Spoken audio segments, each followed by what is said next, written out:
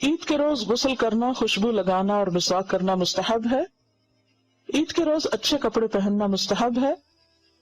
عید الفطر کی نماز کے لیے جانے سے پہلے کوئی میٹھی چیز کھانا سنت ہے۔ حضرت انس بن مالک رضی اللہ تعالیٰ عنہ فرماتے ہیں کہ رسول اللہ صلی اللہ علیہ وسلم عید الفطر کے دن کھجوریں کھائے بغیر عیدگاہ کی طرف نہیں جاتے تھے، اور نبی صلی اللہ علیہ وسلم کھجوریں تاک کھاتے تھے۔ تاک کا کیا مطلب ہے؟ 1 یا 3 یا 5، کیونکہ اللہ تعالیٰ کو وطر پسند ہے۔ عید الاضحیٰ کے روز اپنی قربانی کا گوشت پکا کر کھانا اور اس سے پہلے کوئی چیز نہ کھانا مستحب ہے۔ نماز عید بستی سے باہر کھلے میدان میں پڑھنا سنت ہے۔ نماز عید کے لیے پیدل جانا اور واپس آنا سنت ہے، یعنی اگر ممکن ہو، ورنہ سواری بھی کرنے پر منع نہیں کیا گیا۔ عیدگاہ جاتے ہوئے بکثرت تکبیریں کہنا سنت ہے۔ عید الفطر میں امام کے خطبے کے لیے ممبر پر بیٹھنے تک تکبیریں کہتے رہنا چاہیے۔ عید الاضحیٰ کے موقع پر تشریق کے تمام دنوں میں کثرت سے تکبیریں کہنی چاہیے۔ عید الفطر میں تو ایک ہی دن ہے، لیکن اضحیٰ میں زیادہ دن۔ عیدین کی نماز تاخیر سے پڑھنا ناپسندیدہ ہے، یعنی بہت لیٹ نہیں کرنی چاہیے نماز۔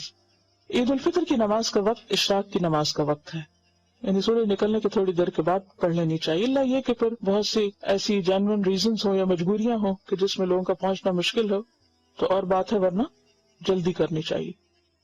عید الاضحیٰ کی نماز جلد اور عید الفطر کی نماز نسبتاً دیر سے پڑھنا مسنون ہے۔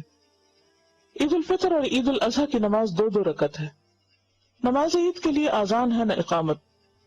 عیدین کی نماز میں پہلے نماز اور پھر خطبہ دینا مسنون ہے، یعنی نماز پہلے ہوگی۔ عیدین کی نماز میں 12 تکبیریں مسنون ہیں۔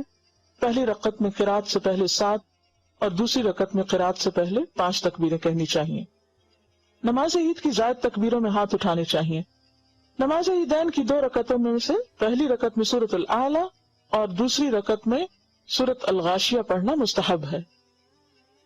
نماز عید سے پہلے یا بعد کوئی نفل یا سنت نماز نہیں۔ نماز عید کے بعد تقبل اللہ منا و منکا کے الفاظ سے ایک دوسرے کے اعمال صالح کی قبولیت کی دعا مانگنا درست ہے، یعنی اس کا کیا مطلب ہے کہ اللہ ہمارے تمہارے اعمال قبول کرے، کیونکہ رمضان کے بعد جب عید آتی ہے یا پھر قربانی کی عید میں بھی، حج کے بعد جو ہوتی ہے، مسلمان کی خوشی کب ہے؟ اللہ کی اطاعت میں اور اس کی عبادت میں۔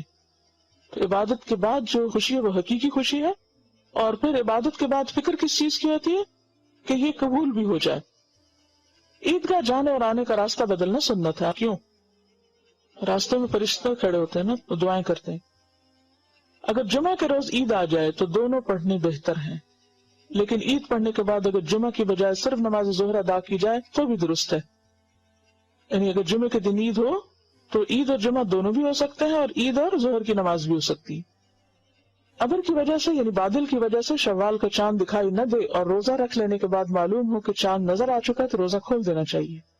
اگر چاند کی اطلاع زوال سے قبل ملے تو نماز عید اسی روز ادا کر لینی چاہیے۔ اگر زوال کے بعد یعنی دوپہر کے بعد اطلاع ملے تو نماز عید دوسرے روز ادا کی جائے گی، کیونکہ نماز عید کا وقت ظہر سے پہلے پہلے کا ہے۔ اگر کسی کو عید کی نماز نہ مل سکے، رش میں پھنس گئے یا بیماری کی وجہ سے عیدگاہ نہ جا سکے، تو اسے 2 رکعت تنہا ادا کر لینی چاہیے۔ جیسے اگر آپ لوگوں کو کوئی لے جانے والا نہیں ہے، کوئی بھی ایسا مسئلہ ہے، تو گھر میں آپ 2 نفل پڑھ لیں۔ عید کے روز روزہ رکھنا منع ہے، یعنی عید کے دن روزہ نہیں رکھنا، آپ کو اس دن عید ہی کرنی ہے، اور اس میں عید سے پہلے آپ کو فطرانہ بھی دینا ہوتا ہے، ٹھیک ہے۔ ضروری نہیں ہوتا شوال کے روزوں کے لیے کہ نیکسٹ ڈے ہی ہم عید کے ضرور رکھیں، آپ جس وقت چاہیں بس شوال کے اندر اندر رکھ لیں، اور یہ 6 روزے ہوتے ہیں۔ تو ایسا ہے اب آپ کے لیے کہ آپ کیا کریں، اچھی سی عید منائیں، خوب تکبیریں پڑھیں اور دعائیں کریں۔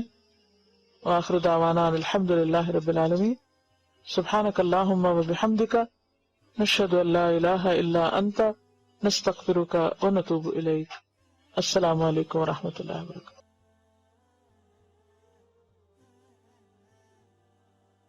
ویڈیو کے نیچے سبسکرائب کے بٹن پہ کلک کریں، بیل کے آئیکن پہ کلک کیجیے تاکہ ہر نئی ویڈیو کی نوٹیفکیشن